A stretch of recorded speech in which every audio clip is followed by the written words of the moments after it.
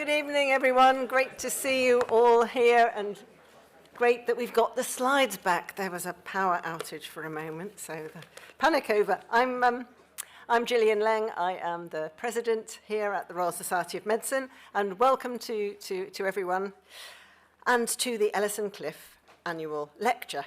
And we're very grateful to the Charitable Trust for funding this lecture. We've had many exciting speakers over the years, and 2024 is no different. I'm really looking forward to this year's lecture about the AI revolution, something that's so topical. It's hard to have any conversation about the future without AI finding its way into the discussion. With spectrum of opinions that it's going to save us all, healthcare will be so much better to actually it's the end of humanity. So we'll be interested to see what we hear this evening. I'm really pleased to introduce a fabulous speaker, someone who's perfectly placed to explore the recent advances in AI. And I understand we're going to have examples of the impact we should expect, including in areas such as drug discovery and healthcare more generally. I realise I should have started, I got thrown by the fact there were no slides, by the usual health and safety introduction, so I shall say it very briefly. We are not expecting an alarm. If the alarm goes off, you should leave. You should leave, and let us know if you're feeling unwell. We will find you a doctor, which shouldn't be a problem here. So, right. I'm really pleased, going back to my brief, really pleased to introduce Professor Christopher Bishop. There's lots I could say, but in the interests of time, he is a British computer scientist, a Microsoft Technical Fellow, Honorary Professor of Computer Science at the University of Edinburgh, and a Fellow of Darwin College, Cambridge, and among many other achievements, also a founding member of the UK AI Council. So delighted to welcome you to the stage, Professor Bishop.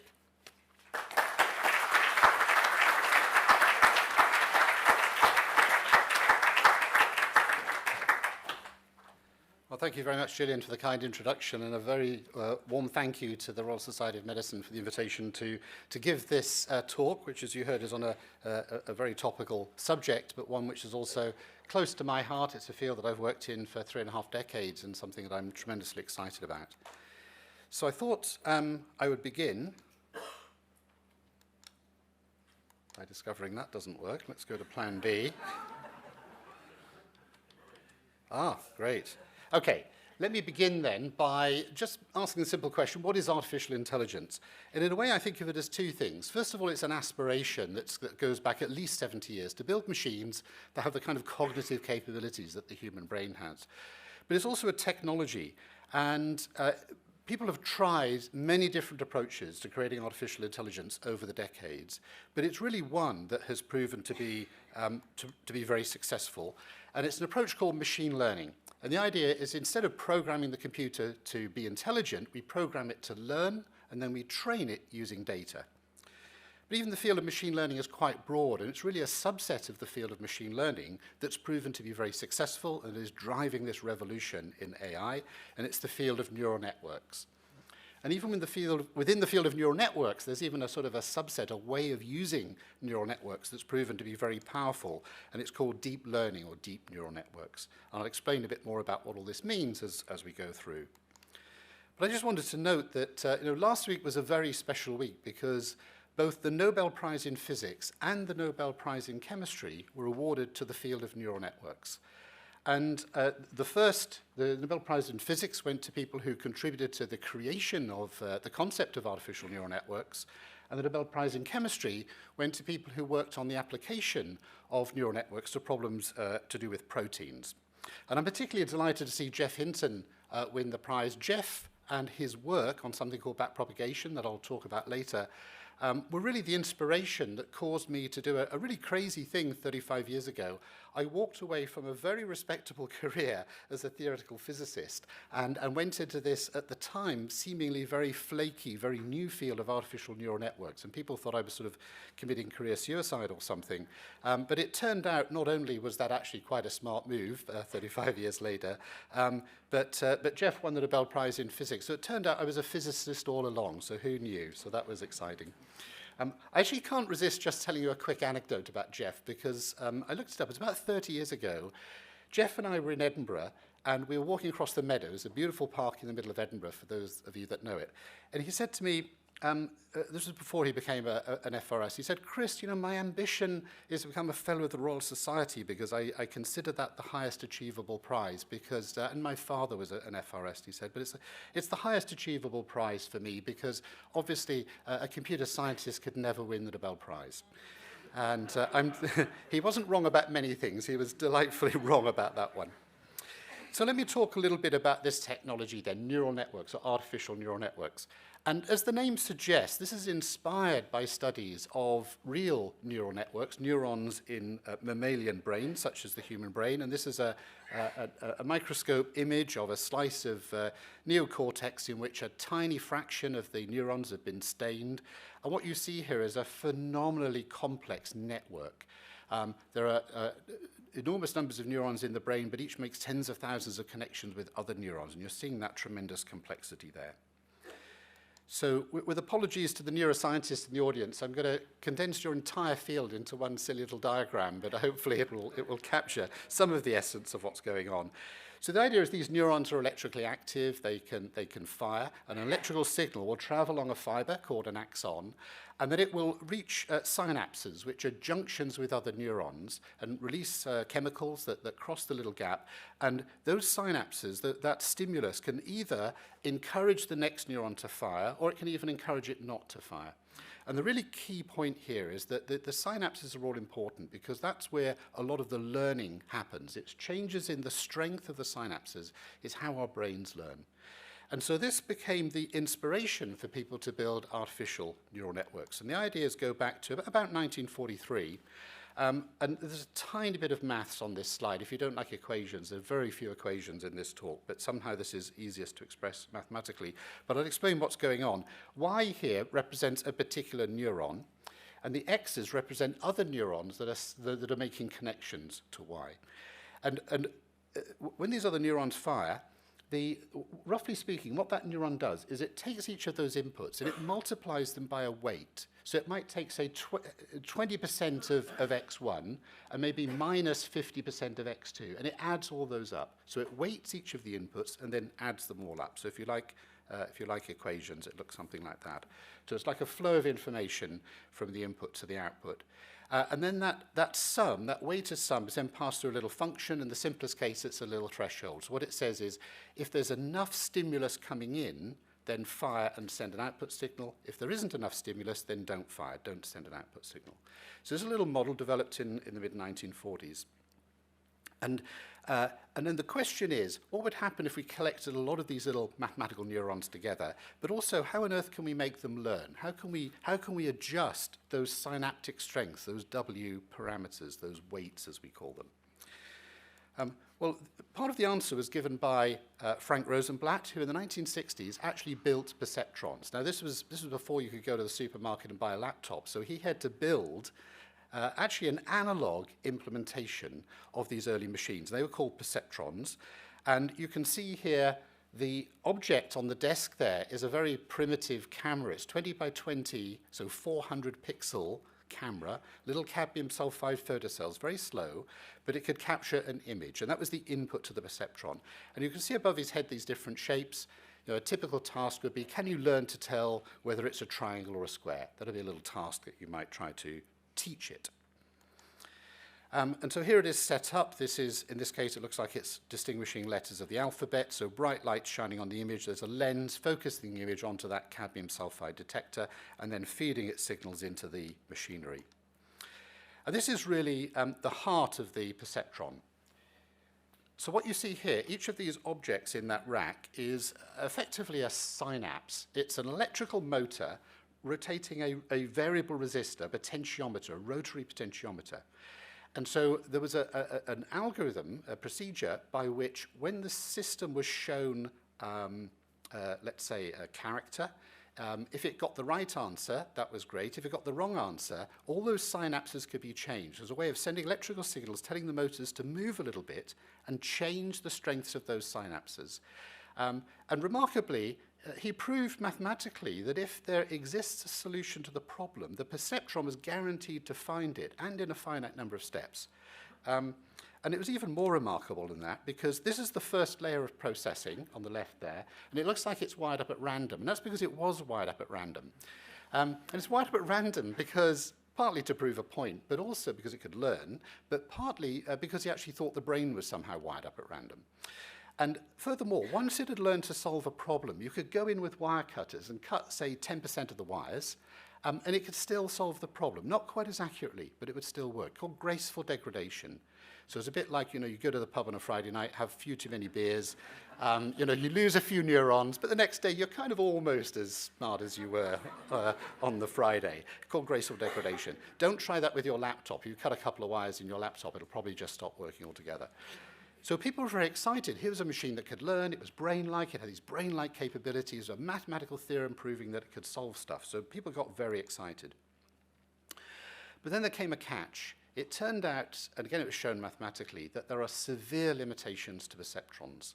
And the limitation comes from the fact that it has only one layer of processing that can actually learn. And that means it's limited to very specific, almost trivial problems. And so that led to this sort of cycle of excitement. So this was the first wave of excitement, perceptrons, in the 1960s. And then people lost interest and they worked on other approaches to artificial intelligence. Then along came Geoff Hinton and his students and co-workers, and they developed a technique called backpropagation. I'll say more about this in a minute, but allows us to train neural networks that have more than one layer, and therefore overcomes the limitations of perceptrons. So again, people got very excited about this, including me. I gave up working as a theoretical physicist on the fusion program and started to play with these neural networks. Then it turned out that in principle, backpropagation can train networks with many, many layers. One of the things that Geoff really understood from the early days was you have to have many layers of processing. These systems have to learn deep hierarchical representations of the world. And in practice, backpropagation really only worked if you had maybe a couple of layers of processing. So again, people sort of lost interest in neural networks, and that led to this it's almost this Cambrian explosion in the field of machine learning. Lots and lots of different methods were tried and invented and so on. But eventually neural networks had their revenge because they came back in a very big way when, again, thanks to Geoff and his students in particular, they found ways to train using backpropagation, but used slightly differently, that allowed very deep networks with even hundreds or thousands of layers to be trained efficiently. And it's these deep neural networks that underpin the AI revolution that we've all heard so much about in the last few years. So let me first of all just say a few words about backpropagation and the simplest way of of training a neural network, and it's called supervised learning. So let's imagine we want to build or train a neural network that can classify images. So we've got a data set, lots of images of cats, images of dogs, images of trees, images of bicycles. And we've got our neural network now with many layers of processing. So each of those boxes represents hundreds or thousands of those mathematical neurons that I described, and each of those has, hundreds or thousands of its own parameters. We set all those parameters at random to start with, and then we'll present an image of a cat. And we want the output to say cat. But of course, it starts off at random, so it'll say something like, maybe it's 10% tree, 10% dog, 5% cat or something. And then we look at the error. We look at the difference between the prediction and the label. That is the known true category of that image. In this case, it's a cat.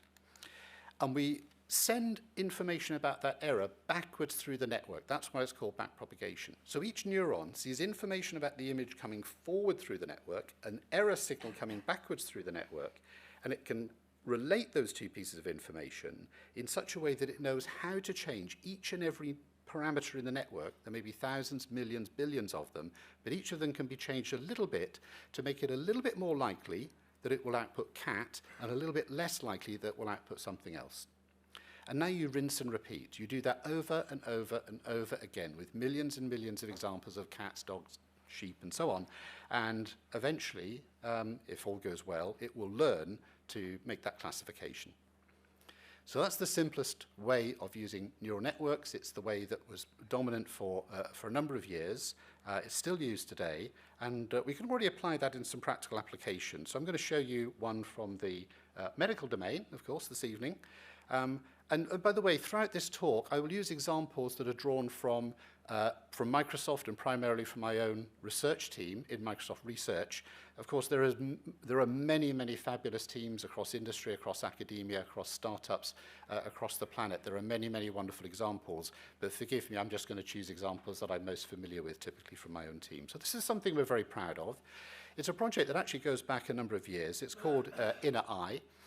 And the idea of this is to help radiation oncologists when they're doing radiation therapy planning.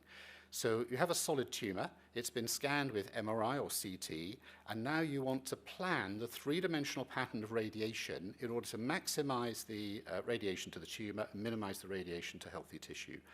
That requires that the planning software knows where the tumor is, knows its three-dimensional shape. So that's called segmentation. And that's generally done by somebody. In this case, you see Raj Jenner. He's at Addenbrooke's Hospital in Cambridge, and he's our primary collaborator on this project. And you can see him looking at a 2D slice through a 3D image and going around by hand with a stylus marking the outline. And you do that for many different layers. And of course, if it's a metastatic tumor, there may be many locations. They all need to be segmented. This can take anywhere from 10 minutes to several hours, depending upon the complexity of the particular situation. So it's very time-consuming. And to be honest, it's not the way people at Raj want to spend their time. They want to spend time helping patients and thinking at a rather higher level than which pixel is which. And so, in collaboration with Addenbrooke's, we trained a system that can solve this segmentation problem using supervised learning, so using images that have already been pre-segmented. This was then put into the public domain, and Addenbrooke's could then pick it up and train a system for clinical use. It's called Osiris, and this is now in routine clinical use in Addenbrooke's Hospital. If you're unfortunate enough to have a solid tumor and you're taken to Addenbrooke's, it's highly likely that Raj or one of the other radiation oncologists will be using Inner Eye to do an initial segmentation. So think of it like a co-pilot. Instead of doing this all by hand, the machine automates it, but then the radiation oncologist then go through and reviews that segmentation. And they can make changes. They can add pieces to that they think should be tumor. They can take pieces away that they think are misclassified. And the point is, at the end of the day, the radiation oncologist still creates the segmentation, but they get a very good starting point. And in many cases, they don't even need to make any changes. So we're pretty excited about that. We wish that were rolled out across the whole of the NHS, but it's wonderful to see that being used in clinical practice. So that's the simplest kind of machine learning. So that's supervised learning. But sometimes we have a challenge. I'll use, again, another medical example to illustrate this. This is not work from my group. This is from an academic team. The goal here is to classify these skin lesions as either malignant melanoma or benign. 4 of these are malignant, 4 of them are benign. There are probably people in the audience who could actually tell which is which. I have no clue, but if I've put these on the slide correctly, the top 4 are malignant and the bottom 4 are benign. But what you can see is, for the untrained eye, it's very difficult to make this classification. Can we, again, train a neural network to make this classification? Now, one of the problems here, one of the big problems with supervised learning is, remember, we needed labels. It wasn't enough just to go and capture images of cats and dogs and bicycles. Somebody needed to go through, a human needed to go through and label them. And so it is here. The label, actually the label comes not from a human, it comes from a sort of biopsy after the event as kind of the gold standard label, so we know which are malignant and which are benign. But those labels are expensive. It involves a whole biopsy, so it takes time and it's costly. So this is a situation in which the amount of label data is very limited. How can we, and yet we've already, seen, I think, that these neural networks rely on training from data. They get better as we have more and more data. They work really well when we have huge volumes of data. How can we handle this? So we handle this using a technique called pre-training and transfer learning. So the idea is the following. So think about our network that was used to classify cats and dogs and bicycles and so on. It turns out, and this is very interesting, if you take one of those networks that's been trained and you go in and ask, what have the neurons learned? What are they sensitive to? When does a neuron fire in one of these trained models? It turns out the response of the neurons is very similar to the response in the mammalian visual cortex, or the human cortex. Hubel and Wiesel won the Nobel Prize back in, I think it was for work done in the 60s, where they looked at real neural networks and they put electrodes in and measured the response of individual neurons to different stimuli presented on the retina. And they found that in the early stages of visual processing, the neurons respond, for example, to an edge at a particular location at a particular orientation. You show them an edge at that location, that orientation, that neuron's going to fire like crazy. Show it anything else, it's bored, doesn't care. And then lots of different orientations are covered, lots of different positions are covered, different scales are covered, and so on. If you look a bit deeper into the network, you find what are called complex cells. The cells take the outputs from these edge detectors, and they respond to more complex shapes, the circles and so on. And as you go, so we see the same thing in these trained artificial neural networks. The early stages detect these very low-level features, and then later stages combine them together to make shapes and patterns, and they get combined together eventually till the output we have neurons that can detect an entire cat or tell the difference between a cat and a dog in the input image. And so those early layers are actually really looking at very low-level properties. Edges occur in bicycles, in cats and dogs, and in skin lesions as well. Those early layers are just as useful for processing other kinds of images than the one on which it was trained. So that leads to the idea of transfer learning. So at the top, we take our network that's been trained on cats, dogs, and bicycles.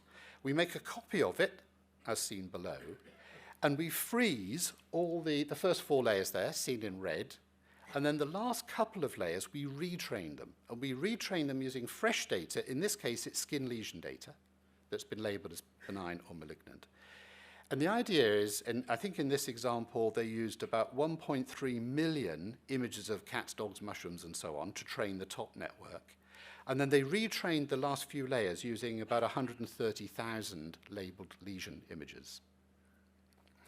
And so that allows much higher performance. In fact, this network, this was published in about 2017, and it achieved performance compared with a team of dermatologists looking at the same images, the same performance as the best of the dermatologists and better than the average of the team of dermatologists. So it achieved full human performance in terms of classifying, just looking at the images.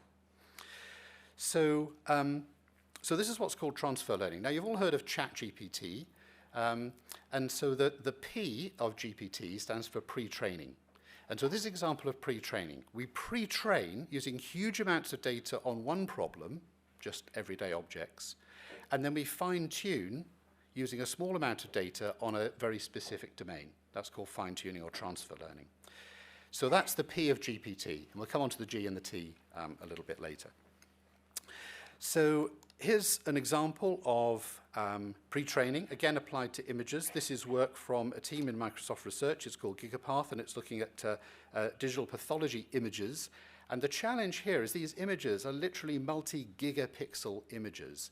And it's very difficult to take the entire image as input, just as we did with those cats and dogs. So previous methods have looked at little patches of the images, or maybe subsampled some of those patches. But the problem is, you need to look at the whole image, because the thing you're looking for could be anywhere in that image. And if you just look at a random subset, you might miss it. On the other hand, you also need to look at very fine-grained details. So how can we balance those? So the architecture is shown on the left. It's a bit complicated. I won't talk through it. But just to give you a sense, this is pre-trained on 1.3 billion tiles of size 256 by 256 from 170,000 whole slide images. And this represents the state of the art now for the digital analysis and interpretation and classification of these pathology images. So again, very exciting development. So let me move on to the G of GPT, because this is very important, the idea of generative AI. And again, you've probably heard that buzz phrase, generative AI. So the idea is in a sense, fairly simple. What I've talked about so far is how to take an image and classify it. But we can also use neural networks to generate stuff, generate synthetic data, generate synthetic images, synthetic text, synthetic videos, and so on. So generative AI is simply AI or neural networks, deep neural networks that output, that generate synthetic data. Now, you're all experts on supervised training now, so how can we use that knowledge to build a generative model? Well, there's a really nice trick for doing this, a very elegant one. I'm going to describe this to you because I think this is a lot of fun. So imagine the following. Imagine we had a neural network, we'll call it the generator, and imagine it was such that we could take a random image, so we just use the random number generator on our computer. Very trivially, we generate an image which each pixel is chosen at random. We feed that through the generator, and we want to tune up all the parameters in that neural network such that when it's trained, it will output images of cats. Okay, then we'd have a generative model, because now we can just, every time we generate fresh random numbers at the input, we'll get a new, different, unique image at the output because of the randomness, but it'll again be an image of a cat. Now, how can we do this? We can't use supervised training because the inputs are just random, and if we just paired randomness with a cat image, there's nothing to learn. There's no smooth function to learn. It would just be chaos. It would never work. So we can do a really elegant trick. We can do something else. Let's suppose we've got our training set now of real images. So at the top, those are real images, photographs of cats. We're going to take another neural network. We're going to call it the discriminator. And we're going to take the discriminator and generator, and we're going to train them together, but we're going to make them engage in a sort of arms race with each other. So this is called adversarial training. So let's look at the discriminator for a moment. So the discriminator will sometimes be given a real image of a cat, and sometimes it'll be given one of these synthetic images, and its job is to tell real from synthetic. And we know which is real, which is synthetic, so we've got a label. So we know how to train the discriminator. Right? If we input a real image that says it's synthetic, we know how to propagate errors through that network and adjust all the parameters. So we use backpropagation and we can train the discriminator. But now let's see what's going to happen. Well, to start with, the generator is going to generate garbage because we feed random numbers in at the beginning. Its weights are initialized to start with random numbers, so it'll just output garbage. The discriminator will have a really easy job. It's got to tell garbage from pictures of cats. Well, it just looks at local pixel correlations or something. It can easily do a good job. But now what we can do is, by using the rules of calculus, just send that error information back through the generator, and we train the generator in the same way. But the key here is we change the sign. We introduce a minus sign when we're doing that training. And so the generator is going to try to fool the discriminator. So the discriminator is trying to get the best possible classifier between real and synthetic. The generator is trying to do the opposite. And that forces it to learn how to produce better images of cats. So now it will adjust its parameters to produce something that fools the discriminator. Now the discriminator has to work harder because it's sort of got vaguely cat-like images. So now the discriminator's got to have to look in more detail at maybe the texture of the fur and the ears and so on. And there's a kind of arms race, which, if it works, it ends up with the discriminator being unable to tell real from synthetic, and therefore just getting the answer wrong half the time, and the generator producing beautiful images of cats. So I thought I'd show you this. This is because it's been extraordinary to work in the field of neural networks for the last decade. And one of my colleagues phrased it nicely over lunch a few months ago. He said, Chris, my reservoir of ability to be amazed has just been completely drained empty. Because every couple of weeks, something jaw-dropping would come along. And this is how these GANs, generative adversarial networks, look. They were introduced in about 2013, and here they are generating faces. And okay, you can see that those are supposed to be faces, but they're in black and white, and they're pretty smudgy, and they're clearly not photographs. By 2015, we've got color images. They're a little bit sharper, but again, those are obviously not human faces. There's plenty of things not right about that, but it's definitely getting better. By 2017, it's starting to look, hey, maybe that is actually a photograph of a real person, but it's pretty blurry and a bit smudgy. By 2018, okay, now it's starting to get to the point where you might be fooled. And today, you can go to a website and buy face images. So I went to this website, put in my credit card, asked it to generate some faces. I own the copyright in these faces. They are not real people. They were generated synthetically. You could generate 1 million of them if your credit card has enough credit limit, and they're your faces to keep. These are entirely synthetic. And I think most people, even staring hard at these images, would be very hard-pressed to tell real from synthetic. And certainly at a casual glance, they look like real people. So those are generative adversarial networks, but is a beautiful, elegant idea, so I wanted to share it with you, but they're very finicky to train, they don't always converge, and there are new methods. There's a new method that's come along called diffusion models, which I'll also explain, which has really taken the place of generative adversarial networks. These work much better, they're much easier to train, they give much better results. And again, the idea here is really simple. We'll take this problem of generating images and turn it into a discriminative problem so that we can train up a neural net. So let's take an image of a cat, and let's do the following. Let's add a little bit of noise. So we use the random number generator on our computer to add a little bit of noise to each of the pixels. So this is a trivial, fast, easy thing to do. We get a noisy cat. Let's do it again. We get a somewhat noisier cat. Let's do this many times, hundreds or thousands of times, till we get to the point where we have an image that's pure noise. There is no trace of that cat left after doing this hundreds and hundreds of times. Now what we can do is we can train a neural network to reverse this process. And we can do that by looking at adjacent pairs of images. So let's take the third image from the left there. That's a very noisy cat. That's going to be the input to our neural network. And the target, the thing that we're going to train it to output, is the second image, the slightly less noisy image. And we can do that for every pair along that chain. And then we can repeat this for millions of images of cats or cats, dogs, whatever it is we want to generate. And now we've got a huge training set that's sort of automatically labeled. No human had to label them, but we've got input-output pairs that were generated automatically. And this works extremely well. And I'm going to show you a fairly recent example. This is probably no longer state of the art because it's a few months old, but nevertheless, it's still pretty impressive. In this case, it's applied not to an image, but to a video. This is work from OpenAI, a model called Sora. With video, the challenge is to maintain coherence. So not just that each frame of the video looks plausible, but the end of the video is still about the same subject you had at the start. It doesn't just drift. Your beach doesn't become a jungle halfway through the video. So this was a real breakthrough in using diffusion models. The other interesting thing, this is called guided diffusion. That means we can take input text. So this text here is called a prompt. It's input, and it tells the diffusion model what to generate video about. So I'm going to play the video. What I invite you to do is to watch the video, and while you do, I'm going to read the prompt to you. And it was this prompt that caused it to generate this video. So here's the prompt. It says, a stylish woman walks down a Tokyo street filled with warm, glowing neon and animated city signage. She wears a black leather jacket, a long red dress and black boots, and carries a black purse. She wears sunglasses and red lipstick. She walks confidently and casually. The street is damp and reflective, creating a mirror effect of the colourful lights. Many pedestrians walk about.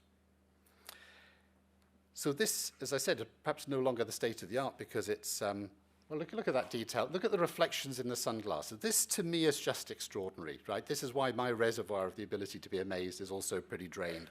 This is shocking. We could not have imagined this. 5 or certainly 10 years ago, this would have been inconceivable. And yet this field is evolving at a tremendous pace, and I'll talk about that later. So I mentioned ChatGPT. For those of us in the field, we've seen this remarkable continuing progress, almost week by week, month by month. But I think to many people, ChatGPT was the moment when there was a broad public awareness of what was been happening in this field. And this is a graph showing just how long it took, measured in months, for different technologies to get to scale, to 100 million active users. So I think ChatGPT from OpenAI, I think, as far as I know, there was no marketing. I think there was a tweet by Sam Altman. That was pretty much it. And by the end of the week, 1 million people were using it. And within 2 months, there were 100 million users, and everybody was talking about it. So I've told you about the G of ChatGPT, and you understand the P of ChatGPT. I now need to tell you about the T of ChatGPT, and then we'll see what relevance it has to science and medicine. So in order to understand the T stands for transformer, and to explain what a transformer is, I need to first of all explain the concept of attention. And this is a very important development in the field of neural networks, a relatively new concept. This wasn't known really in the 1980s. This is quite a new idea. So let's look at an example using human language. And here's a sequence of words. I swam across the river to get to the other bank. If we look at the word bank, taken in isolation, it's ambiguous. It could mean the side of a river. It could mean a financial institution. But if I show you that sentence, it's pretty obvious. I'm not talking about a financial institution. I'm talking about the side of a river. And how do we know that? We know that because of some of the words that precede it. The word river is a huge clue that this is not a financial institution. The word swam is a pretty big clue. Some of those other words, the word the, is probably pretty irrelevant. That could occur equally in the two cases. And so imagine a neural network now, which takes this sentence as input and effectively recreates it at the output, but in a modified form in which it's learned something about the meaning of each of the words by looking at context. And in particular, that word bank needs to look at or attend to the word swam and river. So you can think of those green arrows as like synapses, like connections in a neural network. But what's special now is the strength of those connections is not just something that's adjusted during training. It's something which depends upon the data. So imagine another sentence that says, blah, blah, blah, cross the street to get to the bank. Okay, if I cross the street to get to the bank, now it's probably a financial institution. And that word street might occur in a different position. So think of this as now a neural network, but which the connections, the strength of those connections themselves depend upon the data. That's the new development. That's attention. So we come back to the problem that we've addressed several times already. To train neural networks, we need labels at the output. We send in inputs, and the network needs to be told what it's supposed to produce, the correct answers, the incorrect answers. How are we going to do that with language? Well, we don't want to have a human go through and label the whole of Wikipedia, the complete works of Shakespeare, blah, blah, blah. We're going to generate those labels automatically. We use a technique called self-supervised training. So imagine the following. We have a sequence of words. I swam across the. What we're going to do is take those words as the input to a neural network, and we're going to train it to produce the next word. So the target, the desired output, is the next word. Now, if we have a huge volume of text, we can take any sequence of words, and we know what the next word is. So we get sort of free-labeled training data. So we can train it to produce the word river, tell it river is the correct answer, and it can adjust its synapses to make it more likely to produce the word river. Then again, we can sort of rinse and repeat. We can now take all of this as input and train it to produce the next word. Just to be precise about this, we don't actually use words. We use things called tokens. In the case of language, they're either short words or little pieces of words, but tokens could be pieces of computer code, pieces of images, anything as long as it's a sequence. And you'll see a nice example of that later. So what is a transformer? A transformer is a deep neural network in which these layers comprise attention layers. So these neural network layers, which have this data-dependent synaptic strengths, if you like, and again, they're stacked on top of each other, multiple layers.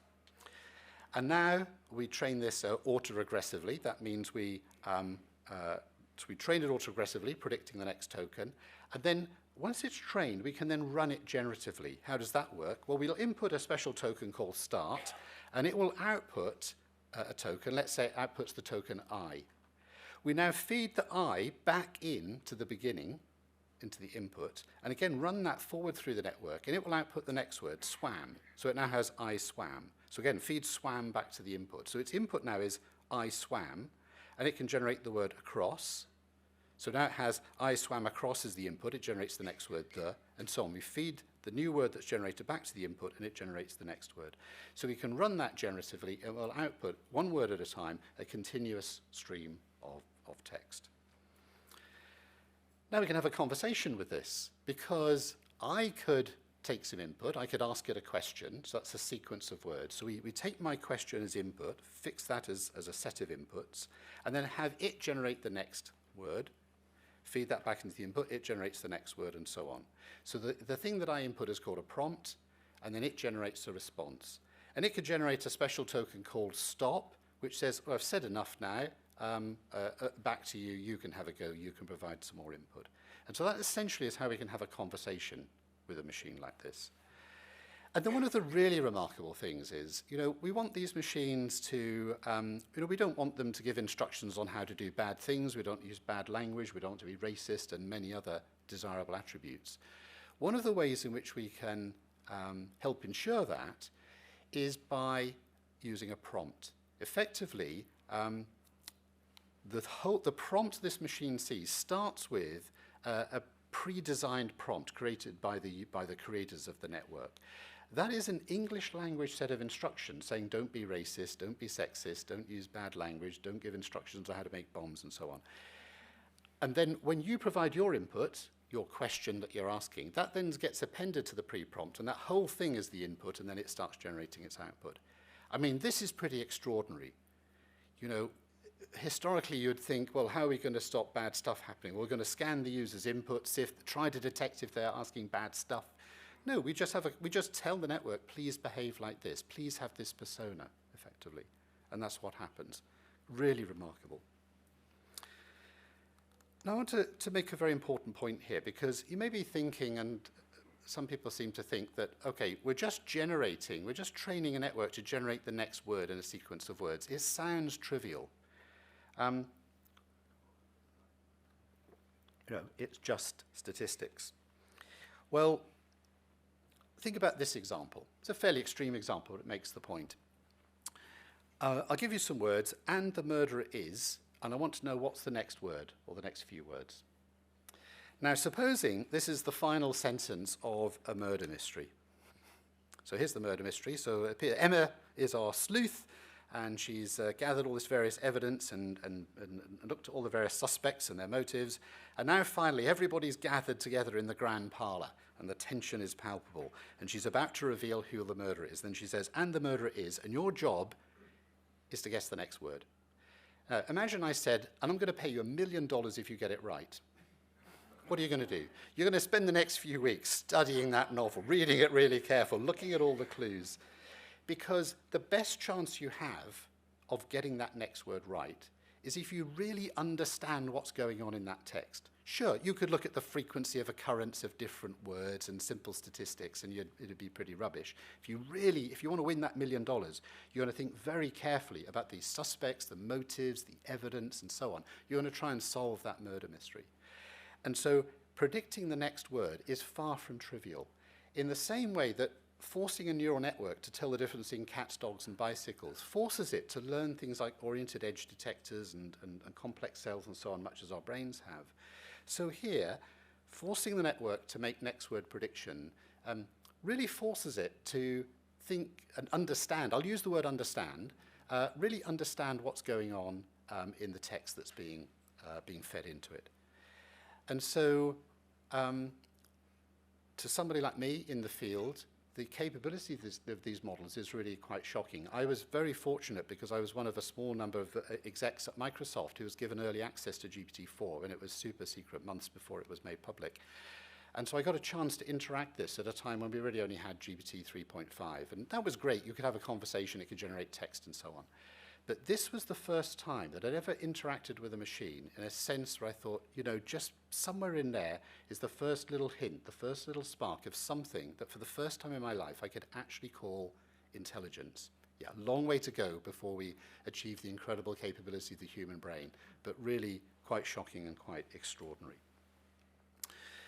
So let's look at what we can do with this, and I'll pick an example from medicine, from healthcare.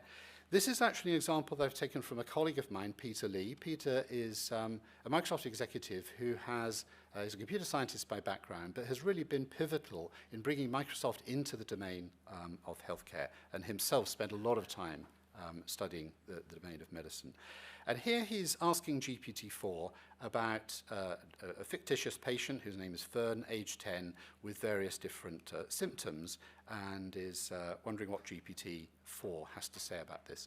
And by the way, this is just GPT-4 out of the box. This is not a GPT-4 that was trained on medicine. This is the same GPT-4 that can write poetry, answer math questions, do all. It's just GPT-4. This is what it does out of the box. So it's, and by the way, I've highlighted a few things in black just so you don't, so the things in bold are things I've highlighted just to save you reading all the stuff. So it's indicating some possible diagnoses of these symptoms and suggesting some lab tests and asking what's the plan next. So at this point, Peter's deliberately jumping to the wrong conclusion. He said, I've sent some lab tests. The concentration of C3 is low, so this seems like a slam dunk for ARF. Do you agree?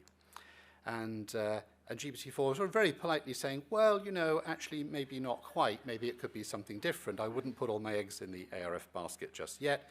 Peter's saying, oh, you're right. I'm sorry I got that wrong. Sorry for the mistake. GPT, no worries at all. Easy mix-up to make. Don't worry, you human being. Easy mistake to make. And so the conversation goes on. But we can do more than just have a conversation. Here, Peter's asking for GPT-4 to write a justification that can be used for a referral or for an insurance claim. So remember, this is a slightly US-oriented example. And here we are, certainly Peter, here's a concise justification. So that the speech marks, that's coming from GPT-4. And so it's drafted a justification. Now, just to be super clear here, nobody's suggesting you would just sort of cut and paste that and send that off to wherever. This is something the doctor needs to review and check. But the whole point here is that compare having a pretty good first draft compared to having to write everything from scratch for a busy doctor, a busy nurse, overworked, and so on. You can begin to see the potential of this. But it goes much further because GPT-4 has read an awful lot of different things. So here it's being asked to write a medical encounter in SOAP format, including ICD-10 billing codes, which I imagine is something to do with insurance claims in the US system. And so it can format the output in a format ready to be used for this insurance application. We can do other things as well. So here's Peter asking, continuing the conversation and asking, well, what should I say to Fern? Fern must be worried about this. How should I tell her about this? And here's the response. It's key to be both honest and reassuring with Fern. She may be young, but she deserves to understand what's happening in a way that's appropriate for her age. So you could say something like this. And it's actually drafted some possible language that Peter could use in talking to this patient. And there's an interesting study published in JAMA by UC San Diego Medicine with Johns Hopkins University, in which the output of GPT-4 was judged to be roughly comparable to human doctors in terms of accuracy, but rather surprisingly was found to be far more empathetic than the answers provided by humans. Whether this is something to do with doctors being overworked and stressed and so on, I don't know. But again, it indicates that there's something here which, even at this level, even at the level of GPT-4 and technology we have today, even in this one particular domain of medicine, could already be very interesting and potentially extremely helpful. So I think this is tremendously exciting. We have to be careful. There are limitations with the technology as it exists today, hallucinations. It will sometimes invent stuff and be very confident and very assertive about wrong stuff. That can happen. It's not very good at maths, logic. We want to ask for explanations. Why do you think this way rather than something else? And so on and so on. So there are plenty of challenges. But nevertheless, this is a very new technology that the likes of which humanity has never seen before that clearly has tremendous potential. And I'll just make a little plug here for Peter's book, The AI Revolution in Medicine, written in partnership with two medics, which really describes this journey with GPT-4 and exploring its capabilities in medicine, both from the point of view of a computer scientist and from the point of view of healthcare professionals, also looking at its limitations, challenges, and speculation about what the future holds. So that's a great source if you want to learn more about that. What I like to do now is to broaden discussion a little bit and look more generally at the world of science, because AI technology has tremendous applications in medicine, and I'll talk about more a bit later on, but its applicability across science is hugely exciting. And I know at this point I may be very biased, but I'm firmly of the opinion that by far the most important application of AI will be to scientific discovery. The reason I believe this is because, fundamentally, scientific discovery is simply finding out how the world works. And it's by finding out how the world works that we can have things like the agricultural revolution, the industrial revolution, the computer revolution, and revolutions still to come. So I think there's a tremendous amount of societal benefit that can be derived by applying AI to scientific discovery. And as you'll see in a minute, the impact could be profound. Now, we see that the scientific world spans these tremendous ranges of length scale from picometers to sort of gigalight years and femtoseconds to gigayears and everything in between. And these are areas that we've been interested in, many of them. We recently published the world's first foundation model for atmospheric modeling, so it can be used to produce weather forecasts in under a minute that would normally take many hours on a supercomputer with the same accuracy, and also provide state-of-the-art modeling of pollution, how pollution flows and dissipates through the Earth's atmosphere. This is hugely exciting. But the thing I want to focus on is the molecular scale. The molecular scale offers just so much potential, and let me try to explain why I think that is. So the thing about the thing about molecules in a general sense is they represent assemblies of atoms. So there's only maybe sort of 90 or so different atoms, but the number of ways we can assemble them to make stable molecules and stable materials is really enormous. There was a fairly careful study looking at small drug-like molecules, so sort of classical drugs, if you like. These are small synthetic organic molecules that are designed to bind with a protein and alter the behavior of that protein. And it was assessed that the total space of drug-like molecules up to a certain maximum size that would be plausible for use as a practical drug, the number of such different molecules is around 10 to the power 60. That's roughly the number of atoms in the solar system. So it's a gargantuan number. We've only explored an infinitesimal fraction of that space. It says there's a colossal space of potential drug molecules out there waiting to be explored. The problem is it's so gargantuan, how on earth can we explore even a fraction of that space efficiently? We need very fast ways of considering many, many different molecules to find really interesting ones. If you look at the space of all stable molecules, materials in total, this is much less clear how to estimate this. People have estimated anywhere from 10 to the 80 up to 10 to the 180.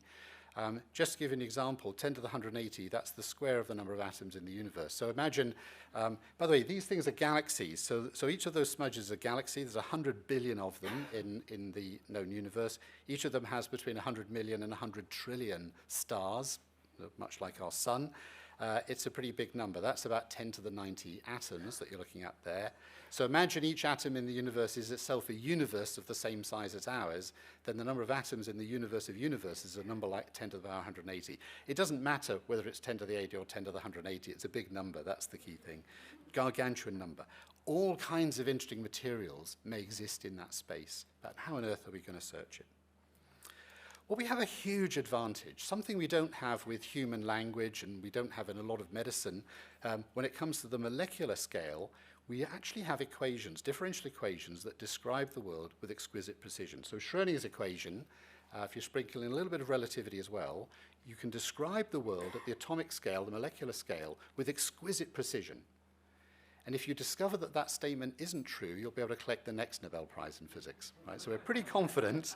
We have, there's an equation you can put on a T-shirt, and the solution of that equation describes all of those drug molecules, all of those amazing materials that we can conceive of. The problem is that solving this equation is computationally fiendishly difficult. The cost grows exponentially in the number of electrons in the system you're looking at. So you can solve this equation exactly in inverted commas for a small molecule like benzene or something. Forget a drug molecule, certainly forget something big like a protein. We need a different approach. And so we have an approach that's emerged. I sometimes rather grandiosely call it the fifth paradigm of scientific discovery. I can explain why we call it that in a minute. But it deserves some real attention because it's proving to be very, very powerful and very generic. And it goes like this. Imagine we had a molecule. then in principle we could solve Schrödinger's equation or some way of approximating Schrödinger's equation. There's a thing called density functional theory that's very widely used, that's a more practical method. And it can predict the properties, and the more compute we throw at it, the more accurately we can calculate the properties. The problem is that's going to take a long time on a big computer. It's very expensive, and there's huge numbers of molecules to go explore. So what we need here is a change of mindset that's enabled by AI and machine learning. So instead of thinking of that simulator is just a conventional piece of software, might have been around for decades, it solves Schrödinger's equation or some other fundamental laws of physics. Instead of viewing that as a way of solving our problem, that's much too expensive. Let's instead view it as a way of generating training data for machine learning. But this time it's synthetic data. This is not data from a lab, this is not observational data of language emitted by humans on Wikipedia or wherever. This is synthetic data created for the purpose of training machine learning models. And then we train a machine learning model, a deep neural network, to emulate that simulator. It turns out that that emulator, once it's trained, because it's just a function, you saw the one equation I showed you at the beginning there. It's a very simple mathematical function. Once the model is trained, given a new input like a molecule, we can calculate the output in a split second on your laptop very, very quickly. So these emulators are very typically 1,000 or 10,000 times faster than running a simulator. So you use some compute to generate the synthetic training data, use some more compute to train the emulator, but once you're done, you can now use that emulator huge numbers of times very, very cheaply. And you amortize all that training cost over many, many future runs of the emulator. The example I mentioned briefly about the weather forecasting is an example of an emulator. It's been trained on data from weather forecasts. Weather forecasts are achieved by numerical weather prediction, running big simulations of Navier-Stokes equations describing fluid flows. So we can use all that historical data to train an emulator, and now you can do high accuracy global weather forecasting on your laptop. But the same thing applies at the molecular scale. So here's an example. Again, this is a Microsoft example. It's from the team that's building the Microsoft quantum computer. But here the goal is to find new battery electrolytes. So you've all heard of lithium-ion batteries. They're very popular. But lithium is, and the popularity and the importance of these batteries is growing very rapidly. Lithium is becoming in increasingly scarce supply. Can we replace lithium with a nearby element on the periodic table, which is sodium, which is extremely cheap and abundant? And the way this is done is to start with 32 million candidate materials, candidate crystals. Now those are generated by effectively a random number generator in the computer. Use a technique called atom substitution. You basically take known existing materials that look like they might be good starting points, and you randomly swap out atoms to generate new candidates. So the generation part is fairly straightforward, and now you screen them. And you screen in a sort of pyramid, starting with the cheapest and working to most expensive. And it's this first one, this AI level of screening, which is based on an emulator. The emulator is trained on synthetic data obtained by solving Schrödinger's equation using this thing called DFT. So you can prune this down to a much smaller number of materials, and then you can apply other techniques, standard simulators, or eventually just get some human experts in batteries to have a look at it and use their human expertise. And eventually you get down to your best candidate. It turns out it works really well as a solid-state electrolyte, and with 70% less lithium, it functions as a battery. There's an alarm clock being powered by it. And the point of this story is not that this is a tremendous breakthrough or the answer to all our prayers for batteries. There's a lot more work to be done to make this into a practical battery. But it allowed a process that normally would take many years to be done in just 80 hours of compute. And that really is transformational. But that's just scratching the surface. There's more we can do. Remember I said that the starting materials were generated by this rather trivial process of atom substitution. What if we could use generative AI to generate candidate materials that are already much closer to the kind of thing that we want?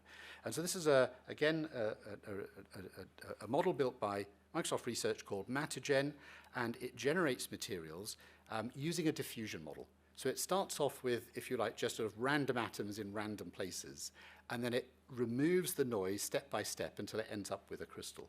And then you can run it many, many times. Now, usually if you run a diffusion model, you get this. This is just randomly generating different materials. That is somewhat interesting. But now let's use guided diffusion with prompts, but the guidance now is not text about people walking down rainy streets, but rather specific material properties that we want to have, whether it's the mechanical strength or the magnetic properties or so on.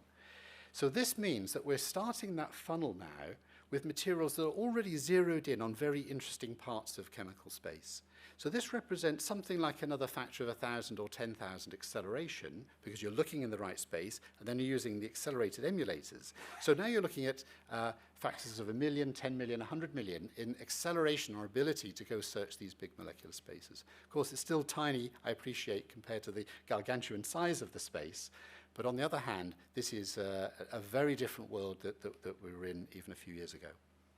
So let me show you another example. This one is from the drug discovery space. TAMGen, Target-Aware Molecular Generator. So this now is like a language model, but it's been trained not on human language, not on a sequence of words, but on a sequence of tokens that represent molecules. There's a thing called SMILE, Simplified Molecular Input Line Entry System. It's an old technique for representing molecules as sequences. So we train this to generate molecules, but now we can give it additional information. So drug discovery, drugs work by a molecule binding to a target protein. We can give it information about that protein, its geometrical structure, not the whole protein, just the region called the binding pocket. We give it geometrical information about the atoms in the protein. And we can also, in the bottom right there, we can tell it about molecules that already are known to work, and we can see if we can improve them. So this is a ClpP protein. This is for tuberculosis. Tuberculosis kills 1.3 million people a year. It predominantly affects people in low-income countries. So this is work done in partnership and part funded by the Bill and Melinda Gates Foundation. And we're starting with a known good molecule. We can generate new molecules, and the best one so far has an improved binding affinity to the protein of 2 orders of magnitude. This was verified experimentally by our partners, the Global Health Drug Discovery Institute, based in Beijing, funded by the Gates Foundation. So let me just give you one more example very briefly. So this is, I've already summarized the whole of neuroscience on one slide, so I'll now offend all the molecular biologists by summarizing molecular biology in 3 words. So we have sequence, structure, and function. So sequence, think the Human Genome Project. Was it billions of dollars to sequence the first human genome? Now it's pretty much routine practice in hospitals to sequence the whole human genome. The genome specifies the DNA sequence, which describes the sequence of proteins, the sequence of amino acids in a protein. And those proteins then fold into a structure. And that structure was the basis for the Nobel Prize announced last week in chemistry. But what we really care about is function. And function is more than static structures. These proteins open and close. They have different conformations. They interact in complex ways. It's a very dynamical process. And so can we model that dynamics, and can we in particular accelerate it using machine learning? This is some work again from my team, which we're very excited about because it starts with proteins. It's called AI-enabled ab initio biomolecular dynamics, so a bit of a mouthful. The molecular dynamics means it's modeling the wiggling and jigglings of all the proteins, but ab initio means effectively we're starting from Schrödinger's equation. We're using density functional theory to solve Schrödinger's equation, modeling the interactions between pieces of the protein, and using that to accelerate molecular dynamics. And this is now state-of-the-art, allowing us to model the dynamics of proteins with up to 10,000 atoms, and that was accepted for publication in Nature last week, so we're quite pleased about that. So as I draw to the close of my talk, I just invite you to think about that molecular space. There's 10 to the 60 drug molecules, 10 to the 80, 10 to the however many it is, different materials. Think about what's out there. Think of all those drugs waiting to be discovered to cure all kinds of diseases. Think about the new materials, new batteries that can store energy, new photocell materials, new materials for driving a hydrogen economy, new materials for direct air capture of CO2, many, many others. This is a world of limitless possibility, and we now have tools that allow us to explore that world many orders of magnitude faster than we could have dreamt of even 5 or 10 years ago. So I want to finish with one last thought, which is the speed of innovation.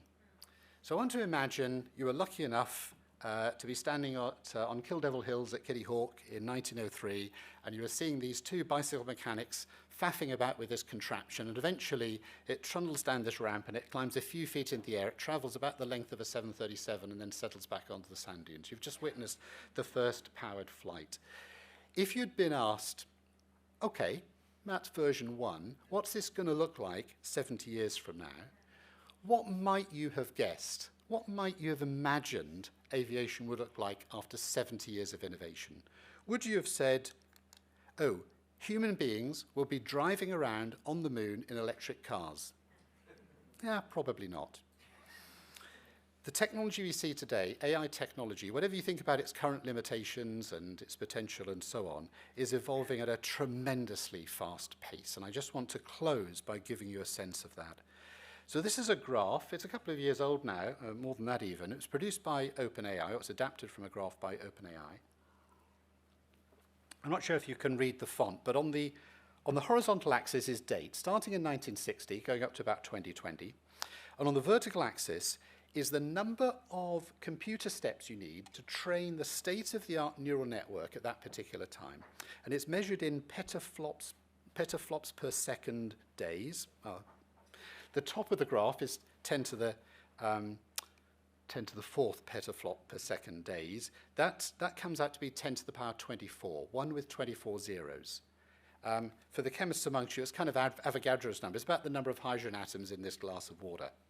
So it's a gargantuan number. And on this graph, they've plotted, there's perceptrons, various different models over the years. What they observe is that up until about 2012, it's a straight line. Now, the vertical axis is exponential, so a straight line on this graph means exponential growth. And the doubling time is about 2 years.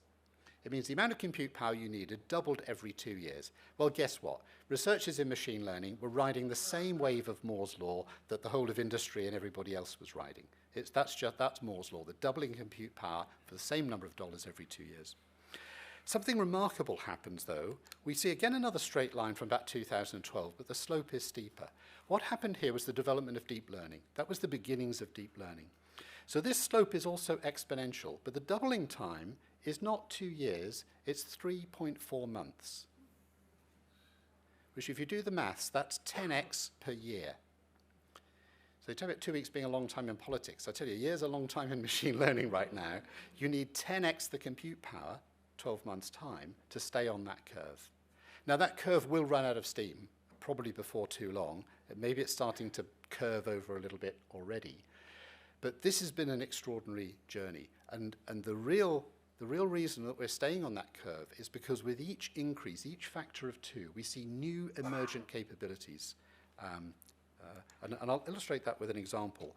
This also, and I think this is my final slide, so this just gives you an idea of the scale of what we're talking about. Remember, it's all about these mathematical models of neurons. It's all about the synapses.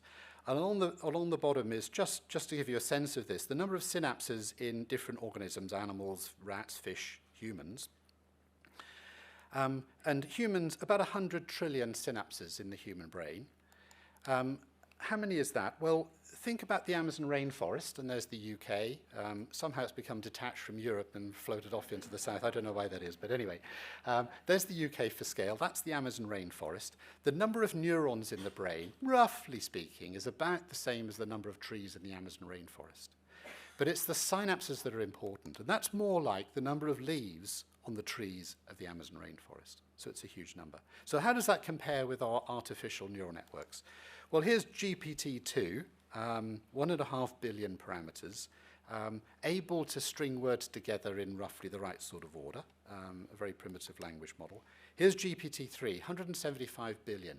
Now it can actually create whole paragraphs of coherent text about a coherent subject, getting very, very good at language.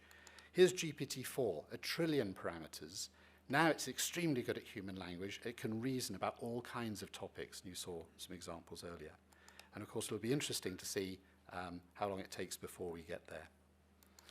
I'm going to finish, I apologise for this, it's a shameless plug for a new book, but you know, I've been standing here for an hour talking, so I just give me 2 seconds on this one. The idea of this book, the field is moving so fast, there are so many ideas emerging, it can be daunting for newcomers. The idea is just to capture the key ideas of the field, the small subset of things you need to know if you really want to get into the field. It is a little bit mathematical. If you don't like equations, this may not be the one for you. It's available free from bishopbook.com, so you can go and have a look. But by the way, if you do get the actual hardback version, it's been beautifully produced in stick signatures. You know, Gutenberg would be proud of this. That will last for many years. So with that, I just want to thank you all for your very kind attention. I'm more than happy to take some questions.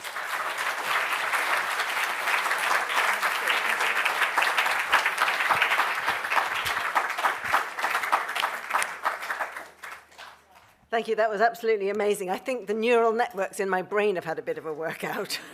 I think I kept up. The potential truly is staggering. I mean, I've been trying to keep up with what's going on in the AI world, but that is just quite stunning.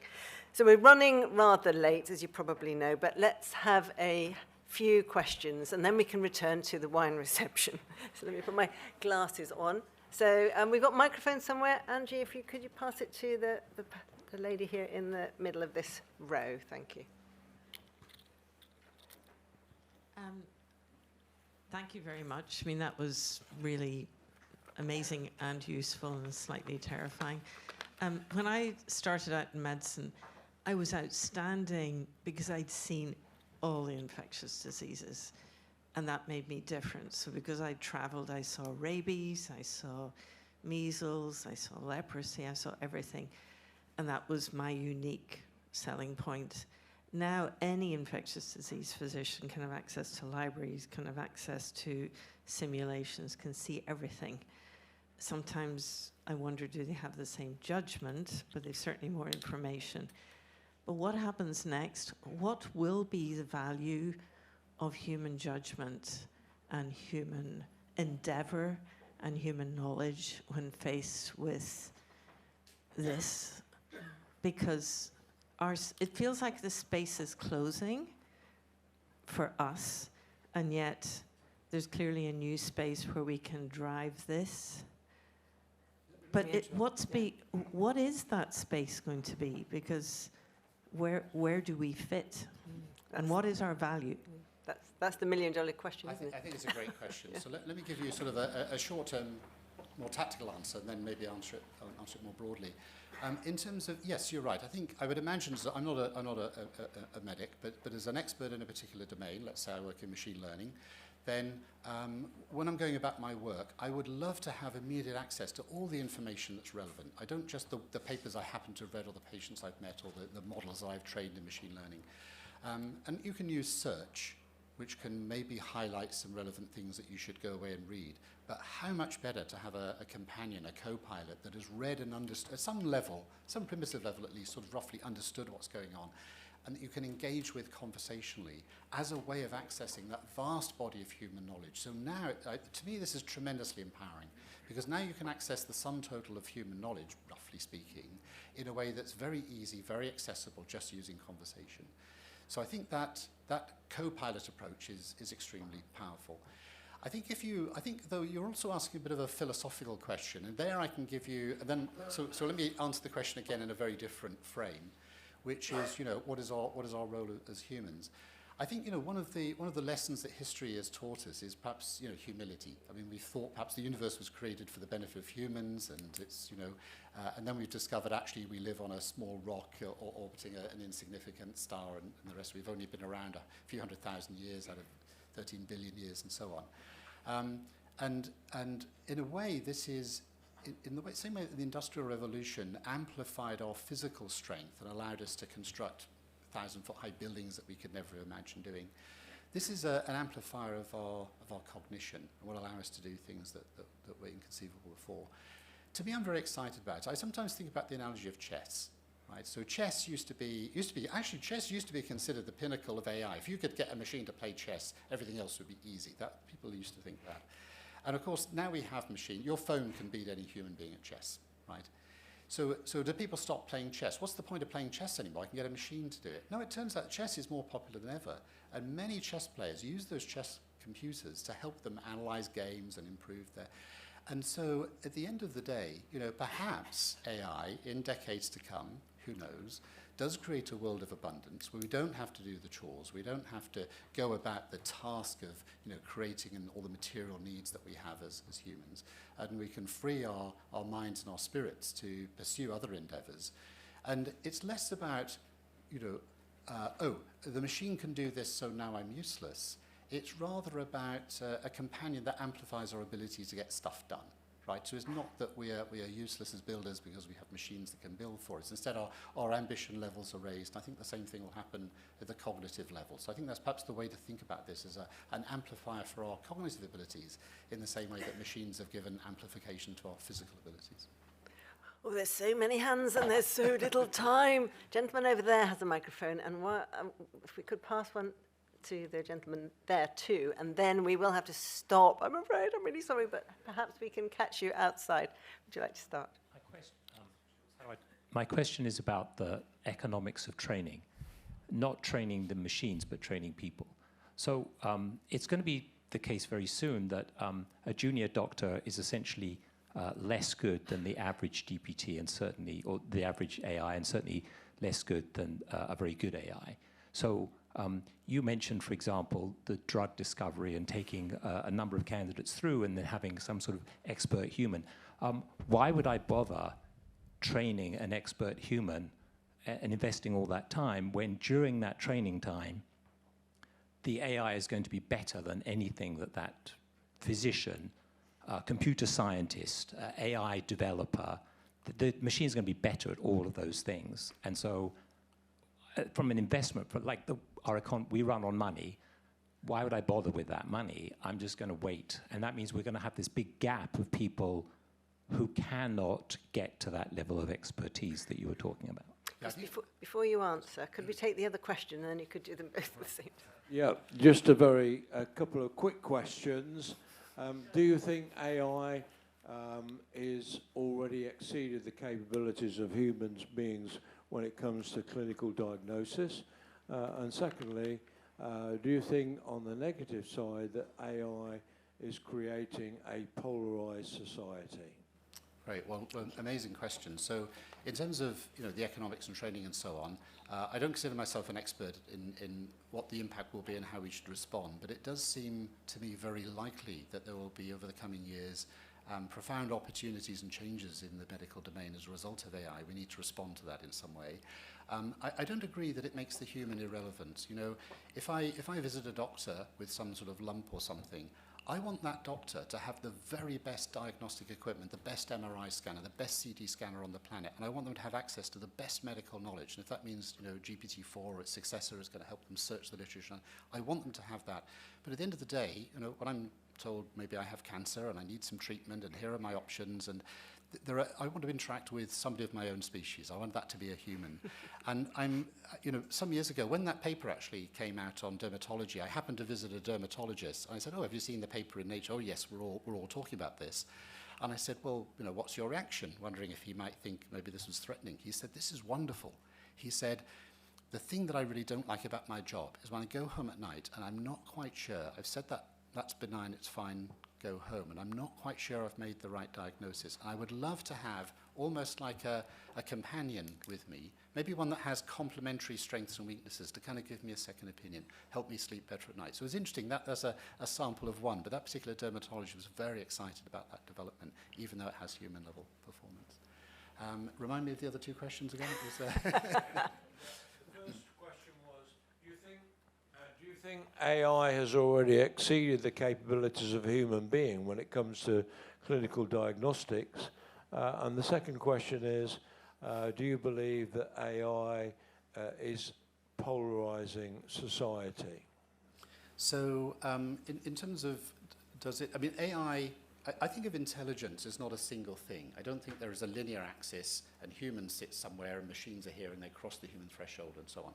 I think there are many, many different dimensions of what we might call intelligence. You know, there's sort of creative aspects, there's sort of diagnostic aspects, there's, you know, mathematical aspects. It's long been true that your wristwatch can outperform any human being at multiplying numbers together. Okay, there's a kind of intelligence, and machines are way ahead. There are other areas like robotics, where machines are way behind humans, but who knows? You know, things may change rapidly. In terms of diagnostics, this is clearly an area where the machines have a lot of power. You saw several examples of that. So again, I'd come back to the dermatologist example and say, we need to diagnose disease. We want to do as accurate as we possibly can. I'm sure every medic wants to do the best possible job and have the best possible tools available. I think what it will do is change the balance of how people spend their time. Raj Jenner spends less time going through 2D slices of a 3D image with a stylus and marking the outline of stuff. So he can free up time to engage with patients and think about the bigger aspect of therapy planning. In terms of polarization, I think there are several concerns I would have here. I mean, we could talk about this. Sorry, we could talk about this all evening. I think one thing is certainly in terms of, you know, the creation of misinformation, and certainly at a year where there are critical democratic elections. That's the deliberate misuse of AI by humans with ill intent. That is certainly a concern. In terms of polarizing society, it seems clear, and if you're an optimist, I tend to be an optimist about this technology, and you think about the long term, this concept of an age of abundance, where machines can do all the things that we need and free us up to do things that we choose, I think is perhaps a very real possibility, and maybe not so many years down the road, or not so many decades down the road. But it raises a couple of questions, I think. One is inequality and division. So where does the wealth get generated, and how does the wealth get distributed? Even if you can solve the wealth distribution problem, it raises another question about fulfillment. You know, many of us go to work not just to earn money, but for a sense of fulfillment and a sense of purpose. And so that, again, is another question I think that we will need to come to grapple with. As a species, we've lived through a number of major technological revolutions that have really transformed society already. This is another one. I think what is perhaps a little different this time around is the pace of change. You know, perhaps with the agricultural revolution, you know, somebody spent their life working on the land, but perhaps their offspring went to the city to find a different life. This is not going to happen generation to generation. It's going to happen, you know, very rapidly.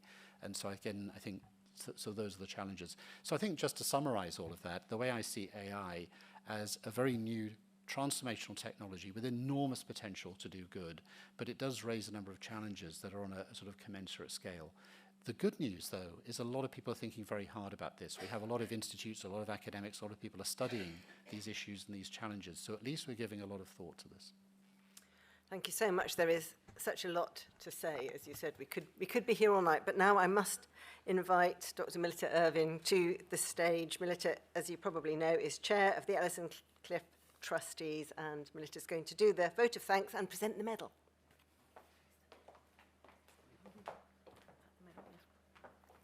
Well, thank you very much, Jill, to Professor Leng, and thank you so much to Chris. I'm going to cut to the chase very quickly. It befalls to me to give the vote of thanks as the chair of the Ellison Cliffe Charitable Trust. We were given to believe that Bill Gates asked you to be with him this evening, but instead you chose to be with us. And I think that would have made Dr. Caris Ellison, our benefactor, feel very humble and absolutely delighted. So on that note, and on her behalf, wherever she is, thank you so much for your lecture this evening.